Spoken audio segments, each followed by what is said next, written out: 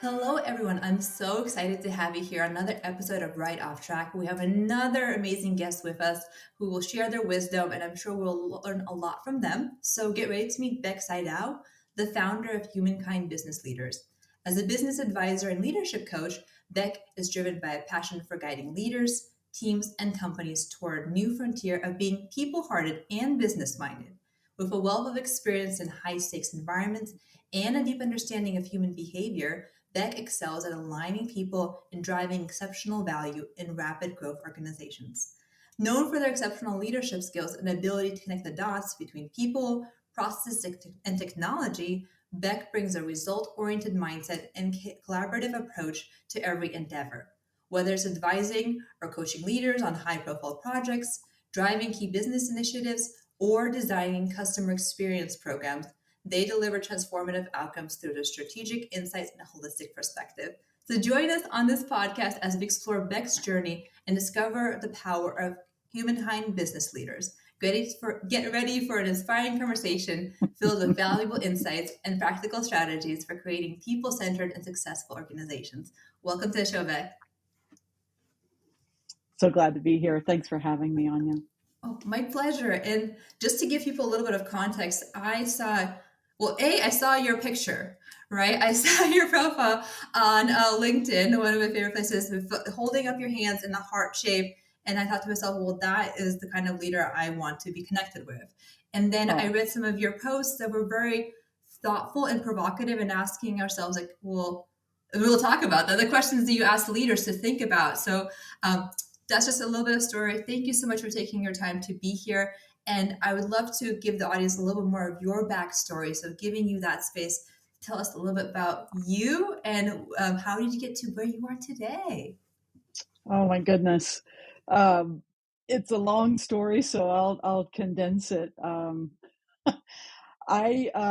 am from West Virginia. My parents grew up a mile apart from each other, and we'll go back to that, I know, later, in West Virginia. I grew up mostly outside of Pittsburgh, and my parents were fundamental evangelical Christians.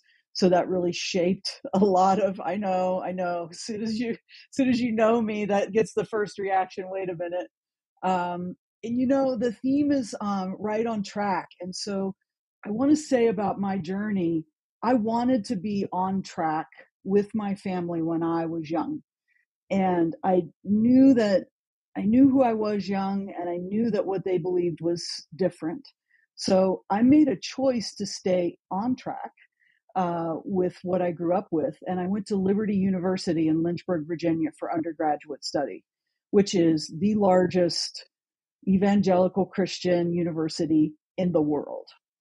I managed to graduate, and then I got a job with UPS right before the year before I graduated, and I stayed with UPS for 13 years.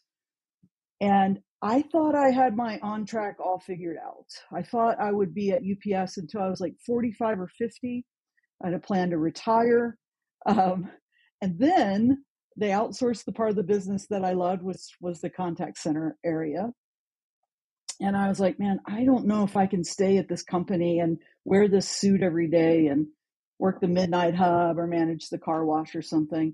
So they offered the first voluntary management reduction package. And I went right off track. And I took that buyout. I was in my early 30s, and some of my friends were worried that my mental health wasn't on board. But I did it. And talk about like how and what shapes you staying on a track or shifting track. Yeah, that was a big deal. So I did everything I could do to not work for 2.5 years, like a real job. I did a little bit of consulting. I painted houses with a paint contractor, and I worked with a landscape contractor. And I just was interested in making enough money to make my house payment. And then I was like, I better get back on track, right? This isn't sustainable. Landed back in transportation at overnight transportation, which became UPS Freight after I joined. And I was there for 6.5 years. And while I was there, I was like, gosh, I can see like externally, this looks successful.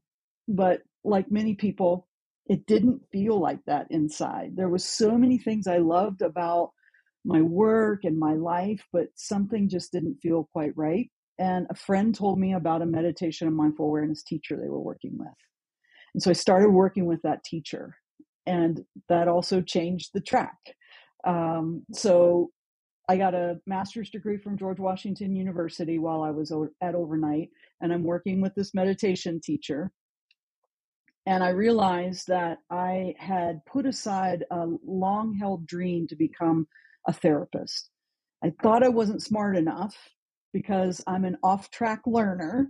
I'm neurodiverse, I'm dyslexic, but I proved myself wrong getting that first master's degree. And so, from the influence of where my life was, I left a really good job. I was living in Richmond, Virginia, and I moved across country to Boulder, Colorado. I thought I'd be here for 3 years, get a master's degree, and go back to Richmond. Not at all what happened, because I'm still sitting today right here in Boulder, Colorado.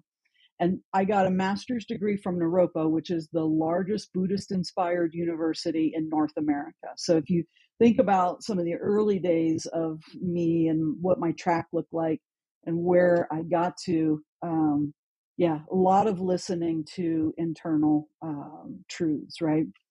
I set up practice as a therapist, and in a few years, I figured out that I did not want to be a therapist. Like sitting individually with people, I had some gifts and talents to do that, but I missed the business world. So I started doing executive coaching for social entrepreneurs, and I went back to the business world. And I hopped through a few jobs. I worked for an entrepreneurial company, a startup that got to $10 million and then ran out of cash, right? And I was one of the last two people to help close the company. Big learning there. Landed in a technology company that is specifically in 911 and public safety, telecommunications, and data transfer. Great experience there. So glad to have some technology background. And then after that, I landed at Sticker Giant, where I started as the COO, as employee number 47, and we got to over 130 people, and the company went through an acquisition. And again, right, that on track kind of thing is after the acquisition and the context changed, I knew there was something else that I needed to be doing. And I made a really hard decision to leave and set up my own business, which is HumanKind Business Leaders, and really take a lot of my journey and what I've learned to be able to do in the business world, business advising and leadership coaching. And I do those combined. So we can talk about that some too. Oh my gosh. I'm sure just like me listening to this, other people listening, what a journey. And do you mind if I kind of peel back some of the layers that we talked about? Because there's so Absolutely. much said. One thing that shocks me is again, you had this upbringing, and that I think it takes courage. Think it takes a lot of self reflection to say, you know what? But what's really true for me is something different. Can you maybe recall like what was that maybe breaking point, right? To say, like, hey, I'm gonna go for that mindfulness route. I'm gonna do something very different. Like, was there something that was a breaking point? How did you go about it? And have you learned something? Because it seems like now you're embracing that step by step. I don't know. I think early days I was following something that I couldn't even describe. Like when I left UPS, I had no I had no narrative. I had no story other than I don't know, like I don't know if I can keep doing this if I'm not doing the part of the business that I love that had been outsourced.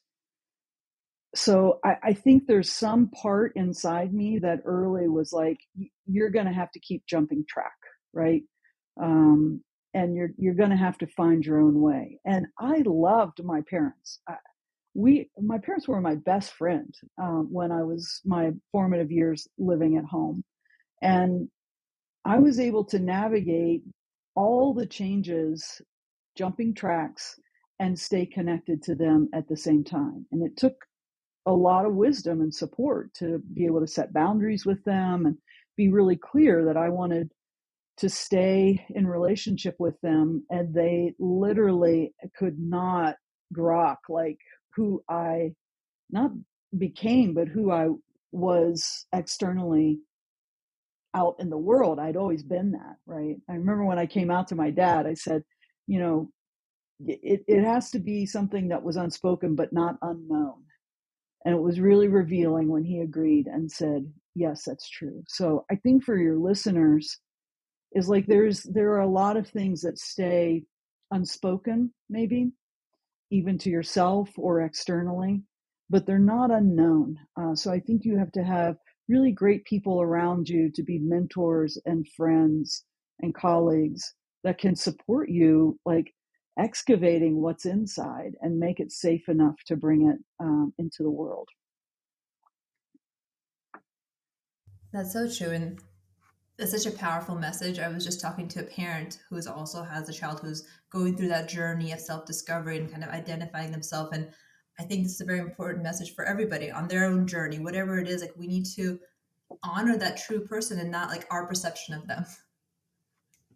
Right. Let Well, that I person think be it's that. it's right, and it's so true. Like, I grew up in the 70s. I was born in the 60s. Grew up in the 70s. In the 80s and the 90s, early 2000s, it was all true. Pretty much who we are was prescribed. There was a way to be, right? Whether it was in business or personally, or and that's just less true now. It's not completely untrue, but there's still the tension point, the rub of, am I going to choose what I know is true to me, which is like, it feels like dominant culture says this is the path, or business, right, says this is the path. But I think I'm over here somewhere.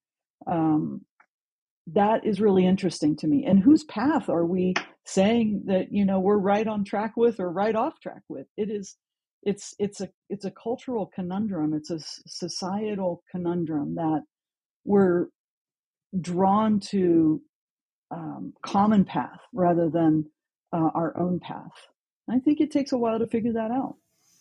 Absolutely. And could you maybe share what helped you get more clarity around that? You mentioned mindfulness as a tool, Yeah, maybe something else. Like what was true for your journey? And I know some people are like, well, mindfulness, that's fluffy. Why do we talk about this?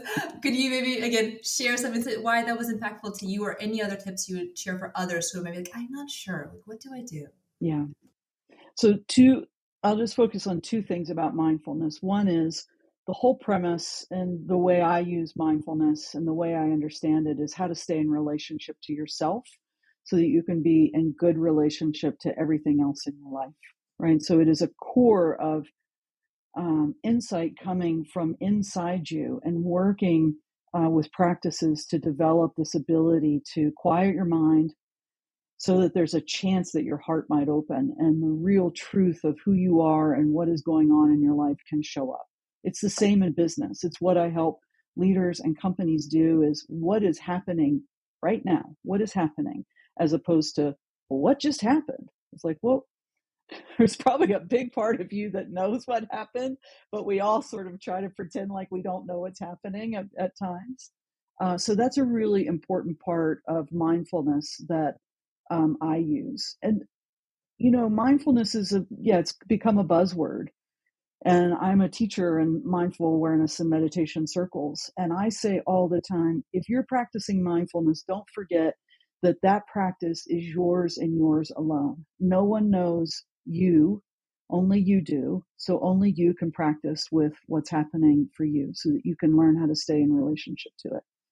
So that helps us understand our own track, the track that we've chosen or that's been chosen for us, and it develops insight and the courage to be able to share, like, I think I'm not quite on the right track, right? Whether that's career or family.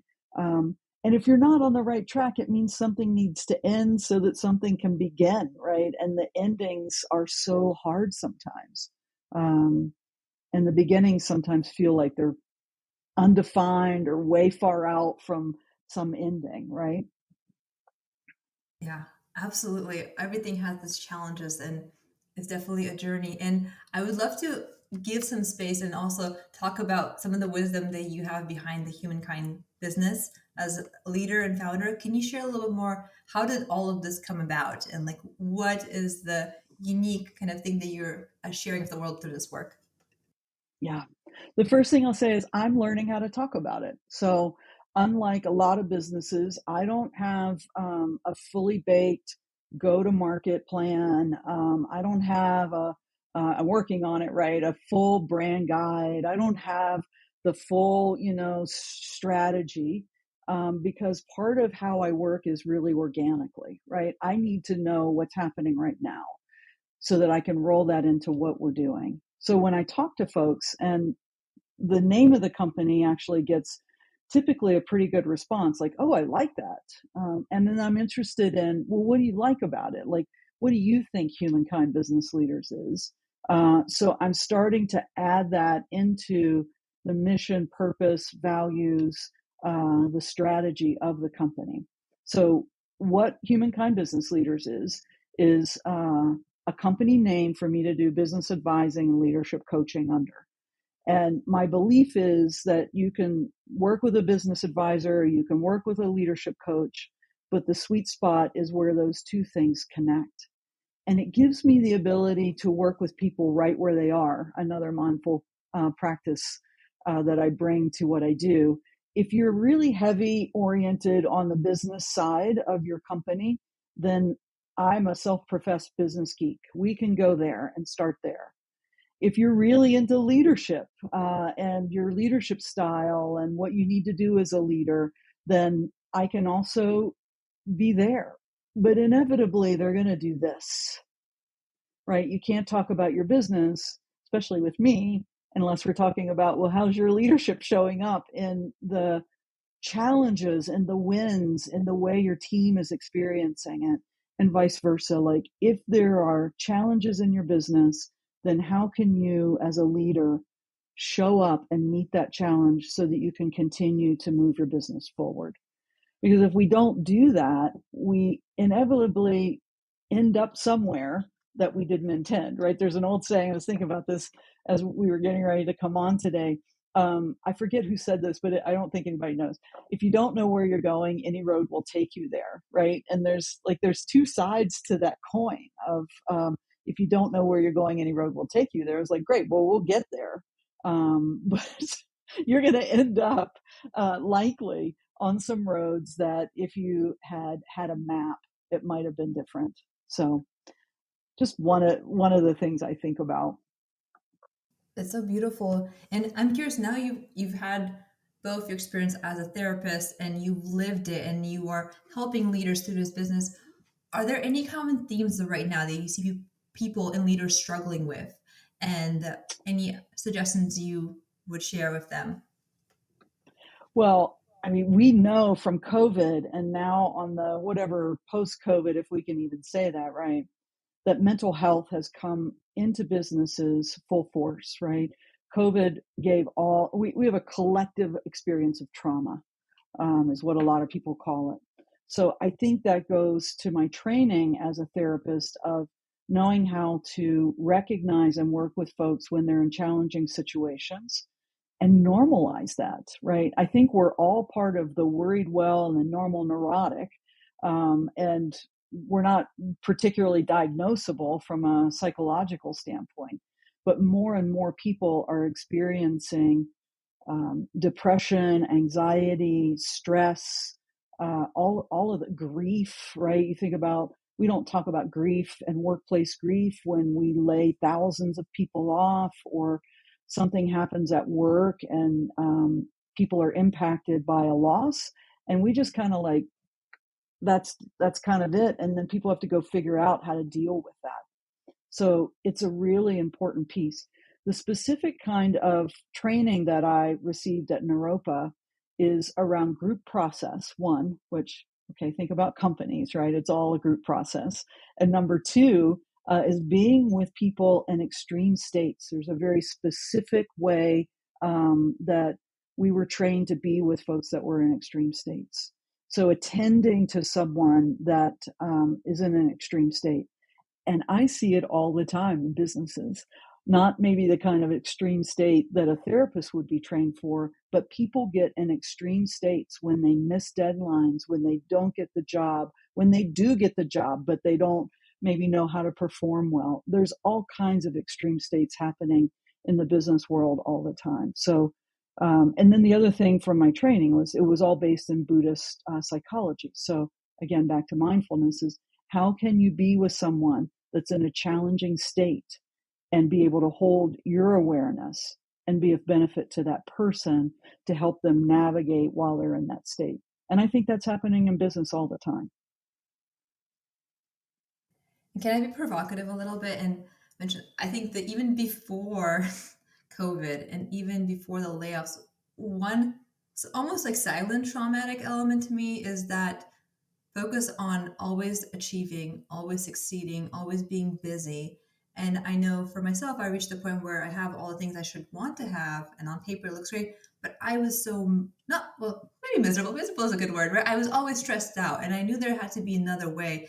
And like we don't talk about that as a psychological like toxic element because we embrace this. Well, I'm busy, and you're busy, and how busy are you? I'm more busy. Can you maybe talk about your sense of the culture we're at, and is there a different way? Is there a different way to be, and how do you be a leader to help shape that other way?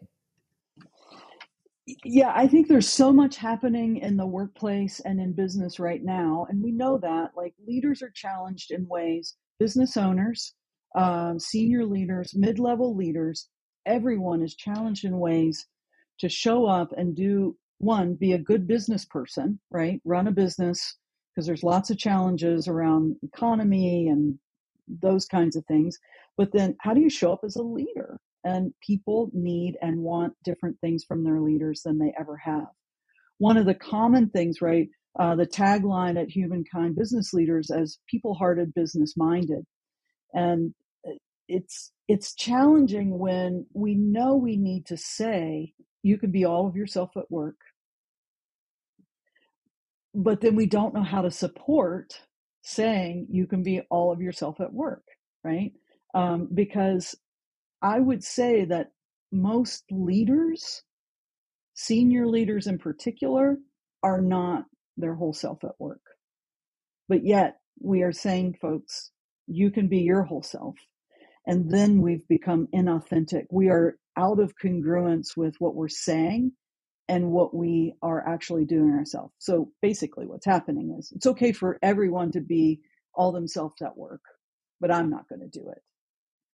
Right? Because it's not safe. It's like, well, then it's just not safe for any of us to be ourselves, right? If that's so. I think as leaders, we need to understand how to be our whole self at work without crossing a line that gets weird, right? Like you can be too much yourself, right? And it can just be like putting too much of yourself in it.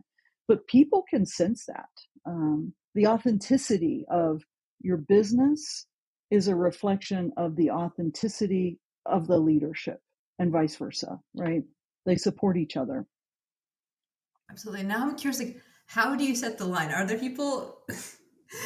I mean, I'm like, you don't go to work in PJ pants, right? There's some kind of line that you draw about yourself and finding that middle ground. But I love what you say, like, we set an example for others, regardless if we're in a formal leadership role or we're in a team, like, by being ourselves, which we all want to be, we set an example for other people. And especially in the corporate world, one thing that I think about right now is limits and boundaries, and how we're in the corporate world. We actually create a lot of limits for myself of like, here's my next goal. And I'm like going to be defining myself at what other people are like. And should I be more like them? Or if I want to get a promotion, or like that becomes like your mindset is like your abilities are within this limits, but we don't set boundaries. So is there something in your work that you would recommend around like how do you expand your limits but also create boundaries? Because I think right now it's very twisted the other way around. Yeah, I think that's where values in an organization really come into play because, in my view, values done right communicate the behavior that is what we're saying we value, and it's also making a boundary around we that is not part of our values. But where we miss it is where people become bad actors, right? We're human. People have ways that they show up that are um, at worst toxic and maybe at best obstacles for a business to grow and move forward. So if you have values and you point back to the values, which typically are aspirational, they should be written aspirational, that we all are aspiring to that. But we go back to the values and say, how would this play, right? So if the values don't communicate boundaries, then you probably need a little bit more work on your values. And that's a place where a lot of companies just don't get it right. They have too many values. They're not well defined. They're not behaviorally oriented. And then they don't repeat them and use them enough without them becoming trite. They're just, yeah, we did values work. So I think values work done really well can be really beneficial to running a really great organization. And I'm also thinking about right now the layoff situation. A lot of people feel disheartened, especially the leaders, right? In the middle and every part where they maybe aren't part of this decision, right, to make these impactful changes on people's lives, but they're supposed to be there, strong and happy and confident. And so, for those leaders or people in that challenging space, how do they fill their own bucket, right? How do they come up and stay resilient and are authentic, but also find balance and like take back their own kind of energy? Any thoughts on that? Yeah. Oh my goodness, that is the $9 million question, right? Um, and I'm forgetting Emma's last name, so maybe you can drop it in the podcast notes. And I know you know her as well. And I was on a LinkedIn Live with her last week, and she said something that I'm going to paraphrase in my own language around burnout. Um, Essentially, what I understood her to say is burnout is a state devoid of joy. Now, those are my transcribed words, right? Not transcribed, but my own take on them. And I've been through burnout. The last company I was at, I left, was hardest thing, one of the hardest things I've ever had to do, but I was burned out. I didn't know how burned out I was until I left. But looking back, I can see that over an extended period of time, joy had been lost in my equation, personally and on a professional level. And so it's taken me a while to figure that out, of how to add joy back. So your example of, well, how do leaders that are having to do really hard things replenish themselves? I would say I don't know, because it would depend on each leader and what their personal makeup is. So I'm not saying like, well, if you were the leader that had to lay off a whole bunch of people, that you should, I don't know, maybe I'm being just too facetious, eat a lot of ice cream or take a lot of naps or binge on Netflix or get really healthy, right? Eat better, exercise more, sleep, right? There's all of these external ways that people try to, I call it put an applique, right, on your skid and think that that's going to sort of go inside here. So really it's knowing those things that you are doing at work that are out of alignment with your own personal values. And that's a hard look at understanding why you might burn out. It's a hard look. And a lot of folks don't want to look that deeply or admit that. And a lot of people will get on the other side, like all the layoffs are happening. And then it's safe to say, or the awareness has come to say, well, you know what? I wasn't really that happy there anyway. I'm worried about money, but I wasn't that happy where I was. So I think our life is one, back to the road, right? Right off track. I think about that as a road. The road's full of exits that either we take on our own choice or someone else puts us on a detour. And if we're listening, we can, and we're paying attention, we can use that detour or that exit that we chose or was chosen for us to try to see things more clearly. And that is really hard to do when you're experiencing grief, financial challenges, identity, people's identity in a stroke of an email at 3 a.m. Their identity was taken or changed or destroyed or enlivened, right? Some people are like, oh my gosh, now I know better who to be. So I think it's everybody's, yes, current company included, right? So it's a big question, and I think it's worthy of some deep inquiry. to understand. And I recommend anybody who wants a little inspiration and just feeling warm, feeling good about human leaders to follow Beck to get more of that. And if you're a leader looking for just more resources, again, follow Beck, connect with them, and there'll be great resources provided and just a great community person as well. And do you mind if we talk about resilience? One thing I'm also really Mm. fascinated about is leadership resilience. Have there been common traits in yourself or the leaders that you work with that in your perception help them become more resilient as leaders, especially at this time? So resilience is a way to think about. A lot of people use a muscle to describe it, right? So you have to pick heavy things up to build muscle. But if you're picking up too much heavy stuff over and over again, you're going to get injured. Your body's not going to respond well to that. So resilience is understanding for you what the right amount of lift is and how heavy and for how long. Otherwise, that's where you start heading towards some burnout experiences. Um, Again, it's a really personal thing around how resilience is built. I'll use myself as an example. So, coming on the heels of, I took a year off, right? Very privileged in order to do that. And as I was thinking, okay, I'm going to start a company. I'm going to do business advising and coaching. Like, what's that company going to be called? I am learning more about resilience right now, and I'm, a few months into starting a new company. That's real. It's a company. I'm a solopreneur, right? And resilience for me is remembering what it feels like to be burned out and remembering the path that got me there, right? So I start spending too much time on my desk and I stop doing little things around the house and I get out of good relationship to food. Like mine is just like eat anything because I'm in a hurry, right? It's like that's bad news, right? And I know that from my past. Those are the signals. I don't exercise consistently.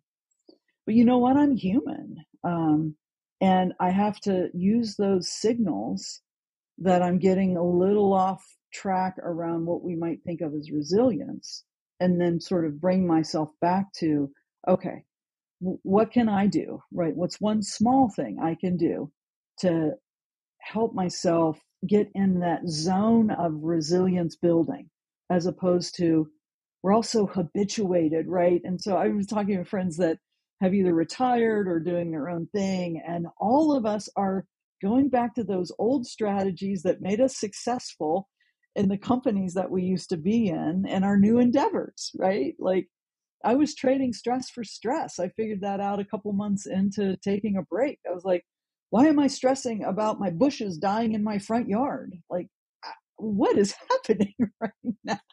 Because we learn to be stressed. So we misplace it places. And that's why I love mindful awareness practice.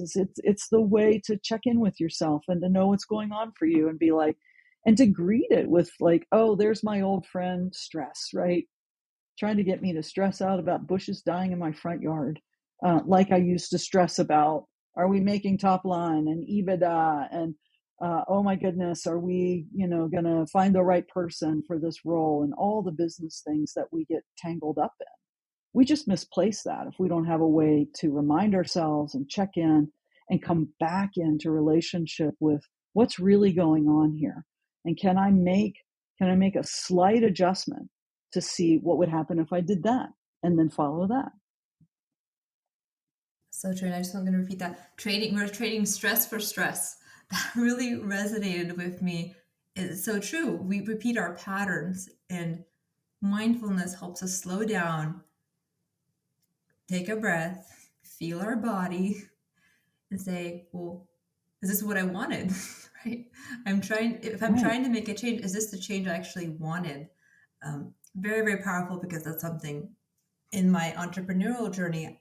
I have this vision that I want to be on the success journey, right? I have my values. I want to be spending time with my family. I want to do something that is impactful and meaningful, but also at a pace that is sustainable and where I'm putting in quality work. And when there's too many exciting things, which my brain's like, that, squirrel, squirrel, squirrel. But then I find myself, well, that's what you were doing a little bit ago when you were working at Meta, right? So I have to catch myself and be like, let's not recreate that cycle. It's not serving me anymore. And yes, I love that you shared, and I appreciate that vulnerably. We all have these patterns. We're not going to be perfect. And that's why it's a journey. And that's why it's practice and not perfection. And that's why I think it's so important, because it's okay to, like, not giving yourself a hard time. It's not about, hey, you did so poorly. It's about having compassion, because compassion makes us more resilient, but it also lets us be authentically looking at ourselves and say, here I could be better, right? It's not fluffy Yeah, saying I'm that's right. perfect, so good for myself. But no, compassionately, you can realize this is an area I can improve in. I can reflect that, and that gives me the resilience to say, I'm going to try again and do it better. Versus if you're beating yourself up and that perfectionism, you're like, well, this is not good enough. Who are you? Like, what are you doing? Don't even bother. Like, that is not a productive, successful mindset, right? And I think it's so funny how we, again, have this stuff that compassion is some fluffy thing that you should, avoid. But no, be really strict with yourself. Hilarious to me.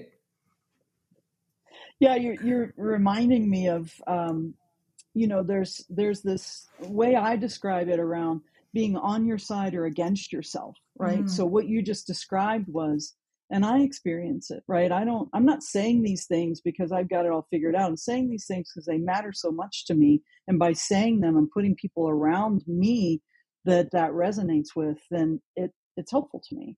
So that being against yourself is that negative internal talk. And here I am, a solopreneur. There's nobody but me around. And when I get down on myself, right, and I'm like, oh my gosh, my energy's off, and I don't have any, I'm just slogging through email, and I got to make another LinkedIn post, and blah blah blah. That's not on my side. It's like the worst team member to have on your team, right? But then if I can wake up to that and say, okay, how can I be on my side, right? Maybe I am tired today. Maybe not getting every email answered today is the right answer. I don't know. Um, Mindful awareness is a very active practice. It happens inside, but it's very active. And the practice is so that you are active inside so that you get an insight from somewhere other than this thing, right? Living shoulders up in your life. So that an insight will come so that we know how to better be in relationship with what's happening, right? So we aren't practicing for practice sake. We aren't, years ago, people would say meditation was like navel gazing, right? And all this like blah, blah, blah. And it's a myth and a misunderstanding that while meditation and mindful awareness is a practice of coming into stillness, of settling ourselves, it doesn't stop there. That's just the beginning. If the mind will quiet, the heart might, it might show up, and it might tell you something that it wouldn't share or know to share when the chatter is like, I can't believe that you're blah, blah, blah, right? So staying on your side is one of the biggest moves you can make to really suss out, like, what do I need to do right now? And I know we talked a lot, and I just want to go back to you, if you don't mind. I know we're talking about all these Please. wonderful Yeah. things. You've now been doing so many amazing things, helping others, and now we talk about your solopreneur journey. And I was somebody who was like, how do you do it? Like, I'm doing it now just because I'm like kicking the butt. Okay, we're doing this, figuring it out. But I'd love for others to hear from your experience. What has that been like? I want to hear, like, the most challenging things and the best things, if you don't mind sharing whatever you're comfortable with, because I think we wait too long for that journey because, like, well, I can't do it, I'm too busy. So tell us what your real experience was, like the best and the good and the worst, if you don't mind sharing. Yeah, I'll back way up. So I wanted to go out on my own and do my own thing 6, 7 years ago. And, I kept saying, I'm going to do one of two things. I'm going to take a great job or I'm going to do my own thing. So I was trying to plow two rows, and I ended up getting the great job. And I'm grateful because I was not prepared to go out on my own at that point. I had the desire, I had a lot of the pieces, But working in a technology company for 5 years added more pieces, right? It was part of what I needed to understand about business to be able to be effective in today's business world.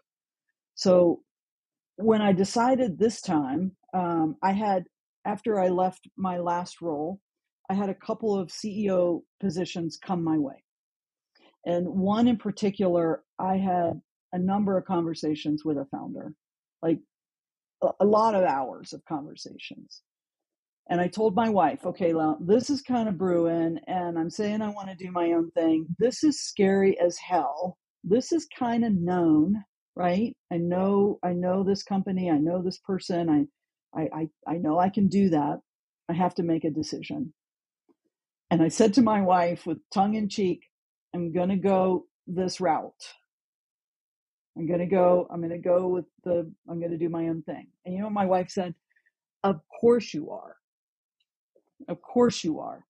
So from that, I would say, like, if you're thinking about this, the support you need to be a solopreneur is beyond different than anything you can imagine of the support and the way you did your work inside of a company, be it small, medium, or large. So think about your support, think about what you have to offer, and then start the process of trying to excavate what you have and how to talk about it. And again, I'm still learning to talk about HumanKind business leaders and what I do. And you've got to have a lot of strengths to be able to be like, okay, I'm going to try this out on you. Like, how did that go? Because I think we all think we have to go to market, right? Again, like bigger companies try to have to go to market with a full go to market strategy. You have to have a good network of folks that know you and know what you're capable of so that they can support you. And then you've got to keep expanding. The collaborative that we're in, Changing Work Collaborative, amazing to be involved in the early days. HumanKind business leaders, we are joining the Changing Work movement. Like it, there's many of us here. We're trying to all find each other. So you got to have a tribe. You can't not have your tribe from work and then live in a vacuum, because that'll make you crazy, right? You got to have ways that you get support. Absolutely. And if I could just add to that, I was really scared because I know my husband's supportive, but he doesn't get some of that. And that's okay, right? To your point, there's different kinds of support you're going to get. And I didn't have that network that was very entrepreneurial. I had amazing friends and supportive people. And like, Anya, we believe in you. But it's very different to have a network who does have the entrepreneur background or they're doing something like that and to connect with them. And I found that if you jump into that space, and even if you're forming and you share your passion and you genuinely want to connect, so many people will want to be part of your journey and they will help you along the way. And some people won't, and that's fine because there are Yeah, billions of people in the world. It's not that bad if somebody doesn't reply to you or says no. Most likely they won't reply, but you will keep on going, and the people that will be amazing. So if that's you're right. on this journey and you don't have that network or you have that people in your life who are supportive but don't quite get where you're at, that's okay too. It will come if you share your passion. Do you find that true for your journey as well? Absolutely. I think you said it so well. And I think the thing that is also true about that is you have to be really willing to be uncomfortable, right? I think that there's this, like, the entrepreneur, the solopreneur journey is so beautiful, and you must, get up late and, like make, thousands of dollars, and before noon. It is an active process. Like, I think about, so a couple things that I value to share with your listeners. The Small Giants community is a huge piece of support for me. So it's Small Giants is the name of it, and there's a summit, a Small Giants summit, and I've been going for a couple years, and they're just core to whether I'm interacting with them on a regular basis or not. I know I have people there, right? And I so value that. Conscious entrepreneurs in the Conscious Entrepreneur Summit. I just went like little over a month ago. And those are where there are people that will say before you can say anything else, let me know how I can help. And they mean it. They mean it.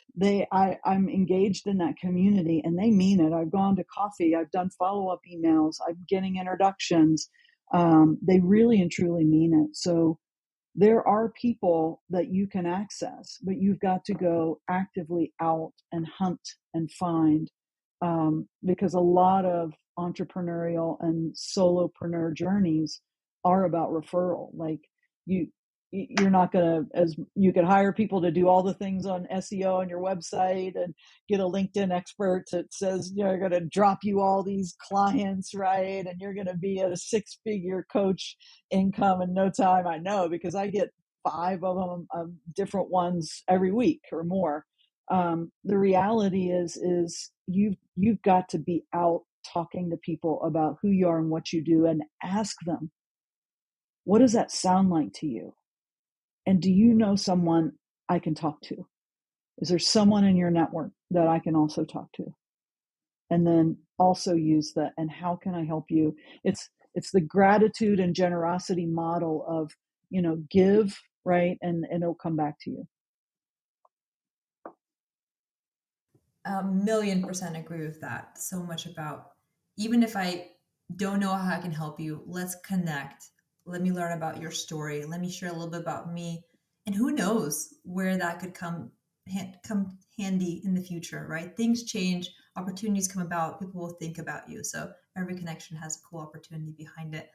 And I also want to then spotlight a little bit about your work. So, HumanKind business leaders, what kind of leaders should be reaching out to you? Like, what problems are you solving? What's your ideal customer?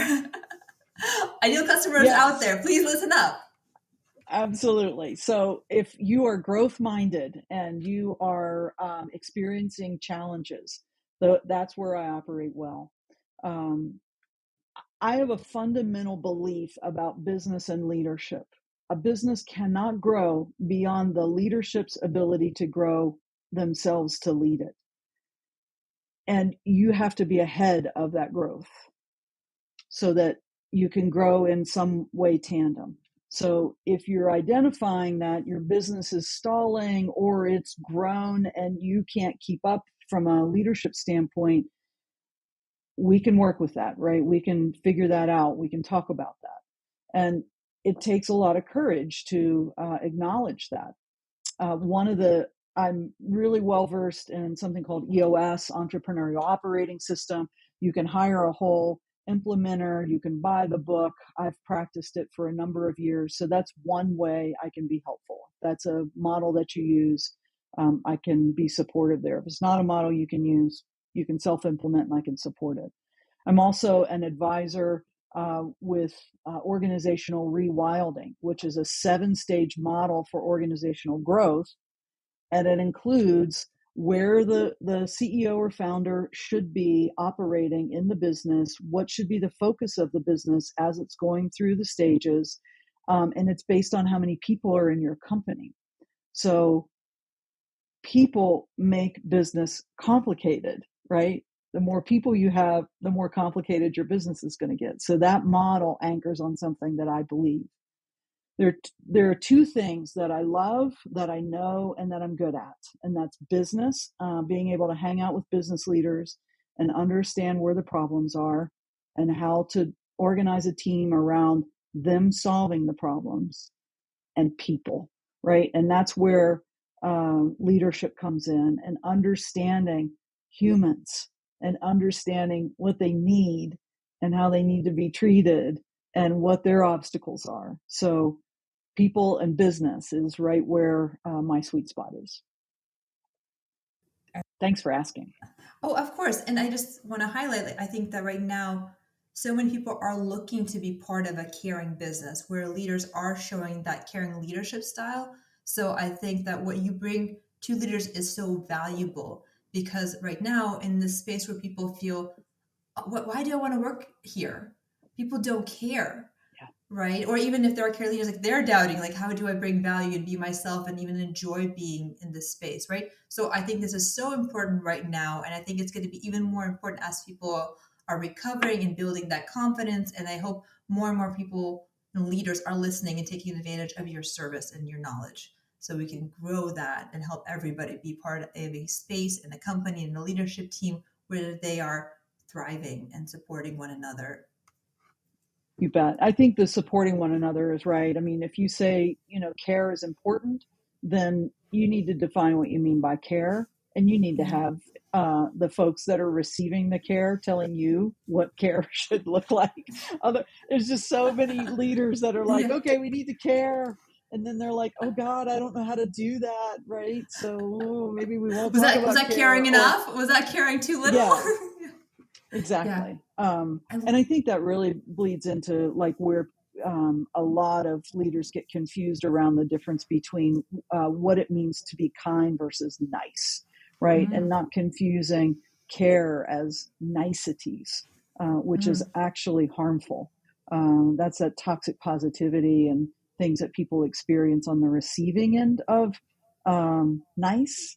Care is honest. It says the hard thing. It tells you this is how I'm experiencing this, right? mm. And giving someone some room to sort of understand where you're coming from. So it's a big thing right now, the difference between nice and kind and how that aligns to care or it doesn't. Have you read the book The Anatomy of Peace? That what you just said resonated with that. I And it's haven't. okay if not. There's so many brilliant books out there, but they talk about how you feel the other person's intention. So that whole nice versus, nice, like people feel when you genuinely care about them, even if the message is authentic and maybe not ideal, like maybe there's feedback that's challenging, but if you feel that they care, you will respond that way. Versus if you don't care, but you're saying all the right things, people will also feel that. And so that really resonated with that. But I want to be Yeah. respectful of your time looking here. Is there anything that we missed before we get to a place where we share how people contact you and find you? Is there any subject that we want to highlight before we go to our three rapid I think questions? I'll just end on a note that maybe is obvious, but business and leadership is the most challenging it's ever been, and it is not going to get easier. It's not. Nothing is going to go back into place pre-COVID. We know that. And we're all a little awkward right now, knowing how to be in this new world of work and leadership. When we talk about empathy and all the buzzwords, authenticity, and it just goes on and on. And I think what we end up doing is alienating people from actually the help they need. Is where can they have the intimate conversation, which is the hope I have for myself and HumanKind business leaders, the intimate conversation that says, I don't know what authenticity means. I don't know if I'm empathetic. And can we have that conversation? I don't know what it's like to engage in DEI.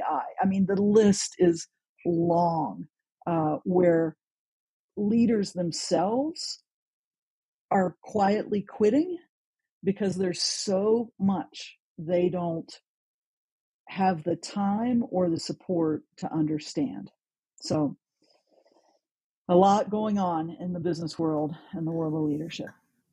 And I'm excited that you're tackling this space and providing support. And I'm excited to see the growth that happens for people that work with you. So before Thank I you. jump into the three rapid fire questions, where should people find you? Of course, I'll put all the links there, but just to hear from you, how people connect with you. So on LinkedIn is a great place to connect with me. My email is becksydow@gmail.com. No website right now, so that's part of being out in the wild with not all the pieces. But yeah, would love to connect with your listeners on LinkedIn, and yeah, follow me. I'm starting to get more active. I know, and I'm seeing all the podcasts you're in, and I'm so excited that you joined this one and share some of your wisdom with the world and just your authentic story.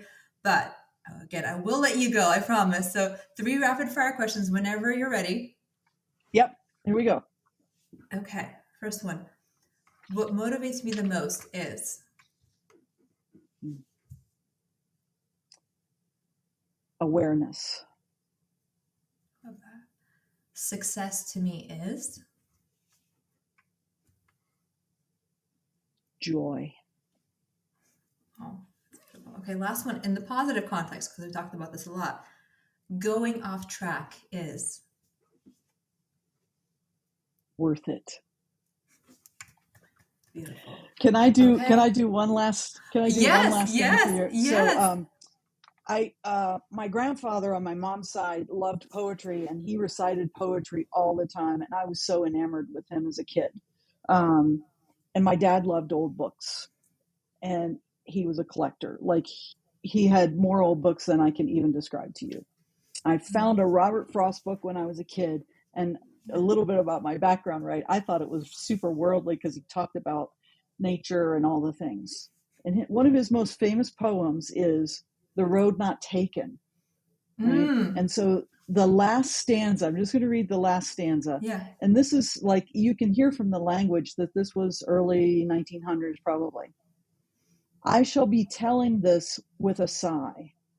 Somewhere ages and ages hence, two roads diverged in the woods, and I took the one less traveled, and that has made all the difference.